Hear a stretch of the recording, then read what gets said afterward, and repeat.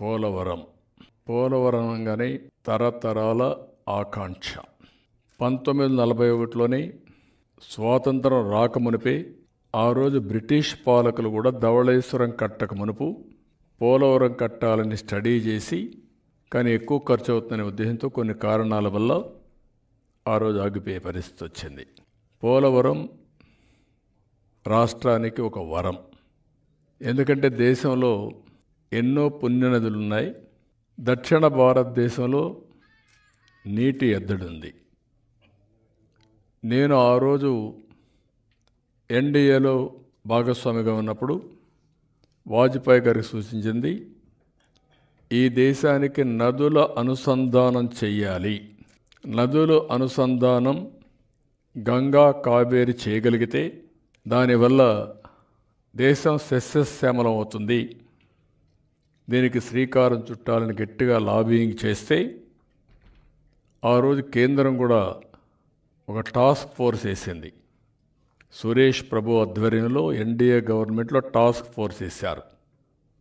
తర్వాత వచ్చిన UPA government దాన్ని పట్టించుకోలేదు. తర్వాత ఇప్పటి వరకు పట్టించుకునే పరిస్థితి లేదు. ఏదైనా ఒక కార్యక్రమం అనుకున్నప్పుడు దాన్ని శ్రద్ధ పెట్టి చేసినప్పుడు దాని ఫలితాలు అమోఘంగా ఉంటాయి. ఈరోజు ప్రారంభించినప్పుడు చాలా చిన్న కార్యక్రమం అది. ఇది అసాధ్యం కూడా అనిపించవచ్చు. National highways, telecommunication deregulation. National highway వచ్చినప్పుడు కూడా ఇదే మాదిరిగా డబ్బులు ఎక్కడున్నాయి, మన దగ్గర డబ్బులు లేవు కాబట్టి చేయలేమంటే, నేను మలేషియా చిన్న దేశం, 2 కోట్ల జనాభా, అప్పట్లోనే వాళ్ళది east west corridor, 8 lane road, 200 కిలోమీటర్లు తిరిగి ఏ విధంగా చేశారు పాలసీ సెంటర్ని స్టడీ చేసి ఆ ప్రధానమంత్రి ఇచ్చిన డీటెయిల్స్ని తీసుకొని ప్రధానమంత్రిని కలిసి గట్టిగా ఆయనతో ఆర్గ్యూ చేస్తే ఆయన శ్రీకారం చుట్టారు. ప్రూఫ్ ఆఫ్ కాన్సెప్ట్ తడా నుంచి నెల్లూరు నుంచి చెన్నై వరకు, అక్కడి నుంచి గోల్డెన్ క్వాడ్రిలేటరల్ రోడ్ వచ్చింది. అక్కడి నుంచి ఈరోజు ప్రతి ఒక్క జిల్లా హెడ్ క్వార్టర్కే కాదు, మారుమూల ప్రాంతాలకు కూడా రోడ్లు వచ్చే పరిస్థితికి వచ్చాయి. ఇప్పుడు డబ్బుల సమస్య లేదు.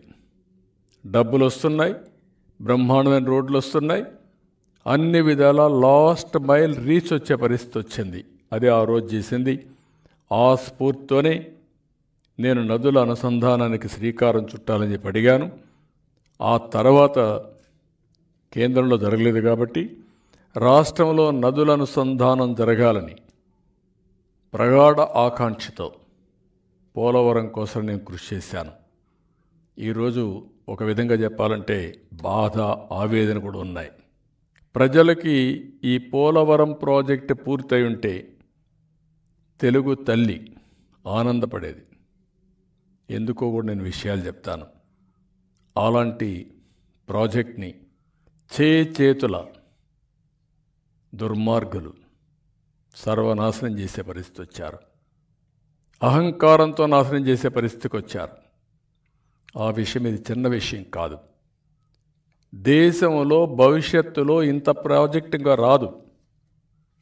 ప్రపంచంలోనే ఇంత ప్రాజెక్టు కట్టే అవకాశం కూడా లేదు. అతిపెద్ద ప్రాజెక్టు. అలాంటి ప్రాజెక్ట్ని పణంగా పెట్టారంటే చాలా బాధేస్తుంది. రాష్ట్ర ప్రజలందరూ కూడా ఆలోచించుకోవాల్సిన అవసరం ఉంది. అందుకే నేను పేరు పెట్టింది పోలవరానికి జగనే శని. ఈ శని పోతే తప్ప ఈ పోలవరం రాష్ట్రానికి వరం కాదు. ఏ విధంగా కూడా నేను ఎక్స్ప్లెయిన్ చేస్తాను మీకు. పోలవరాన్ని మనం చూస్తే 194 టీఎంసీ నిల్వ.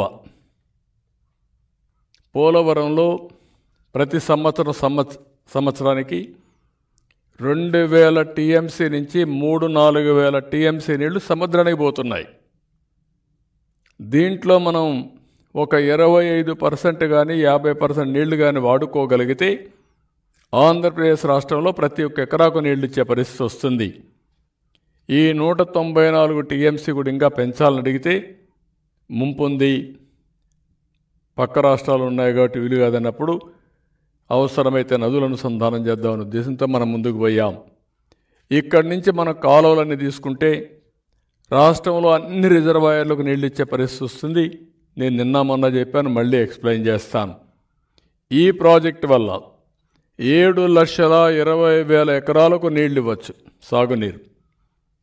23,50,000 ఎకరాలు ఆయకట్టు స్థిరీకరణ, 28,50,000 జనాభాకు తాగునీరు, 960 మెగావాట్లు విద్యుత్ ఐడల్, వాటర్ టూరిజం, పరిశ్రమలకు సమృద్ధిగా నీరు.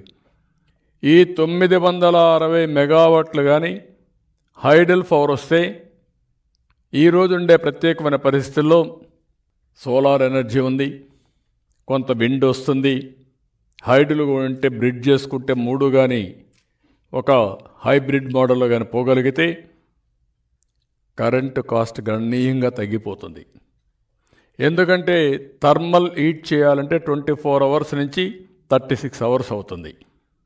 అదే హైడల్ అయితే టర్బన్ ఆన్ చేస్తే ఆటోమేటిక్గా పవర్ జనరేట్ అవుతుంది.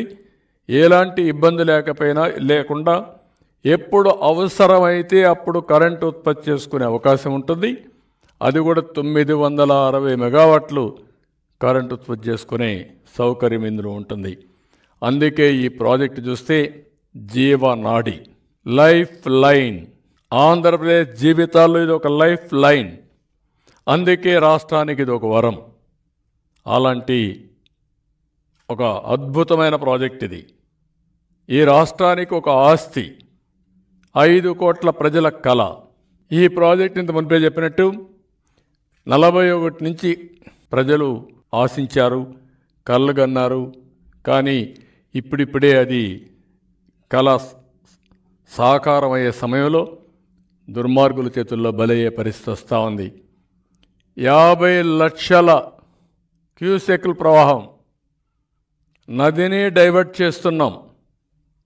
నదిలో నీళ్లు పోవు, ఆ నీళ్లు ఇంకొక పక్క తీసుకొచ్చి అక్కడ డ్యామ్ కట్టే పరిస్థితికి వస్తుంది. ఆ విధంగా 50 లక్షల క్యూసెక్లు. ఇక్కడ ఇంత పెద్ద ప్రవాహం ఉండే ఏ నది లేదు. ఉధృతంగా వరద వస్తుంది. ఉధృతంగా వరద వచ్చినప్పుడు మన జాగ్రత్తలు అన్నీ తీసుకోకపోతే చాలా ప్రమాదం కూడా. ఈస్ట్ గోదావరి, వెస్ట్ గోదావరి 2 జిల్లాలు చాలా ప్రమాదంలో పడతాయి. అలాంటి ప్రాజెక్ట్ ఇది. 100 మీటర్లు డెప్త్ ఉండే డయాఫామ్ వాల్ దేశంలో అక్కడక్కడ అవసరం కొద్దీ పెట్టారు, కానీ కొన్ని డయాఫామ్ వాలే అవసరం రాలేదు. అంటే 100 మీటర్స్ ఒక దగ్గర కిందికి వెళ్ళారు.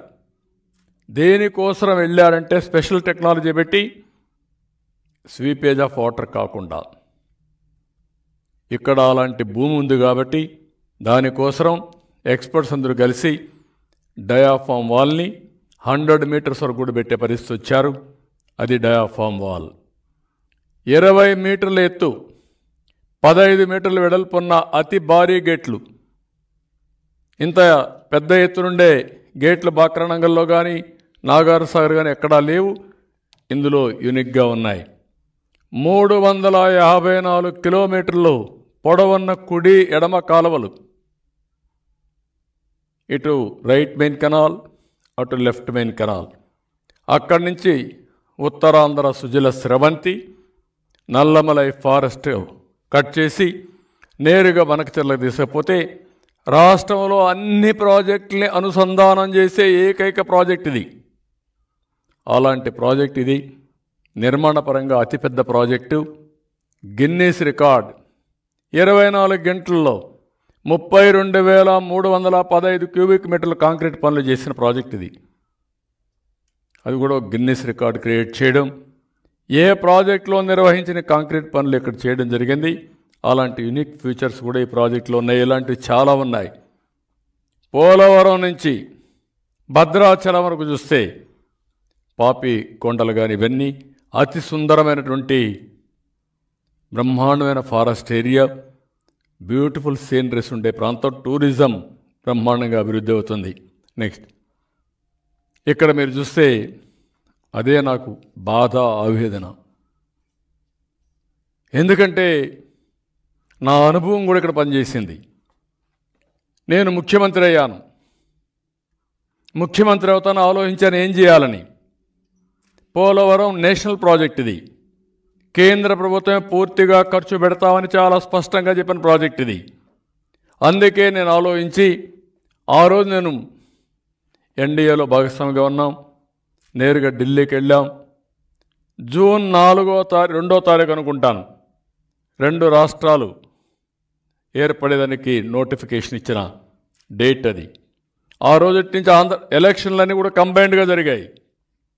కానీ నోటిఫికేషన్ ఆఫ్టర్ ఎలక్షన్స్ అయ్యి 2 రాష్ట్రాలుగా ఏర్పడి అక్కడి నుంచి 2 రాష్ట్రాలుగా ఫంక్షన్ చేసే రోజు అది. ఆ రోజు కంటే ముందు ఢిల్లీకి వెళ్ళినప్పుడు ప్రధానమంత్రి గారు ప్రమాణ స్వీకారం చేసిన తర్వాత నేను ఆ రోజు రాజ్నాథ్ సింగ్ గారిని, వెంకయ్య నాయుడు గారిని అందరిని ఒకటి అడిగాను. ఏవైతే ముంపుకు గురయ్యే 7 మండలాలు మాకు ఇవ్వకపోతే ఈ ప్రాజెక్ట్ రాదు. ఈ ప్రాజెక్ట్ కూడా రాకపోతే నేను ఆంధ్రప్రదేశ్కి న్యాయం చేయలేను. మీరు అవి ఇవ్వకపోతే మాత్రం నేను ప్రమాణ స్వీకారం చేయనని చాలా స్పష్టంగా చెప్పాను. వాళ్ళందరూ కూడా ప్రధానమంత్రితో మాట్లాడుకుని ఇమ్మీడియట్గా ప్రెసిడెంట్ ఎట్లా చేయాలని ఆలోచించి అవసరమైతే ప్రెసిడెంట్ ఆఫ్ ఇండియా దగ్గరికి వెళ్ళాలి. ఇంతవరకు చరిత్రలో ఎప్పుడూ జరగలేదు. మామూలుగా జరిగేది ఎలక్ట్ అయిన ఏ రాష్ట్ర ప్రభుత్వం కానీ కేంద్ర ప్రభుత్వం కానీ ముందు ఫస్ట్ క్యాబినెట్ పెట్టుకొని మినిస్టర్స్ పెట్టుకొని పార్లమెంట్ సమావేశమయ్యి తర్వాత రెగ్యులర్ అజెండా స్టార్ట్ చేస్తారు. అలాంటిది ఫస్ట్ ఒక ఆర్డినెన్స్ ఇష్యూ చేశారు. ఈ 7 మండలాలు ఆంధ్రప్రదేశ్కి ఇస్తూ ఆర్డినెన్స్ ఇష్యూ చేసి ఆ తర్వాతనే పార్లమెంట్ సమావేశాలు సమన్ చేశారు. అది తెలుగుదేశం పార్టీ చిత్తశుద్ధి. అది ఆ రోజు ఎన్డీఏ సహకరించిన విధానం. అందుకని ఇవి వచ్చాయి కాబట్టి ఈరోజు సాకారమైంది ఈ ప్రాజెక్టు. ఇది జాతీయ ప్రాజెక్టు హోదా ఇచ్చిన ప్రాజెక్టు. డిజైన్స్, క్లియరెన్సెస్ కానీ అన్నీ కూడా ఎప్పటికప్పుడు ఇచ్చి 5 ఏళ్లలో ఎన్నో సమస్యలు ఉన్నాయి కూడా నేను ఎక్స్ప్లెయిన్ చేస్తాను మీకు. ఆ సమస్యలన్నీ అధిగమించి 72% పనులు పూర్తి చేశాం. 11,537 కోట్ల రూపాయలు ఖర్చు పెట్టాం. DPR2 కానీ ఇవన్నీ కూడా చేపించి 55,548 కోట్లకు సాంకేతిక కమిటీ ఆమోదం కూడా తెలిపే పరిస్థితికి వచ్చారు.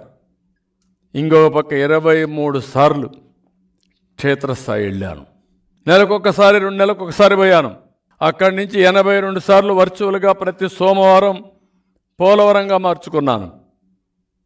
ఆ విధంగా చేస్తే ఈ పనులన్నీ పూర్తయినాయి. ఇప్పుడు ఇది చూస్తే చాలా బాధేస్తుంది. ఈ ప్రాజెక్టులో 2004 స్పిల్వే టెండర్ పిలిచారు. రాజశేఖర రెడ్డి ముఖ్యమంత్రిగా ఉండి నేను ఓడిపోయిన తర్వాత మధుకాన్ సేనయ్య కంపెనీలకు పనులు వచ్చాయి. కక్ష సాధింపు చర్యగా ఈ 2 సంస్థల్ని టర్మినేట్ చేశారు, ప్రీ క్లోజర్ చేశారు.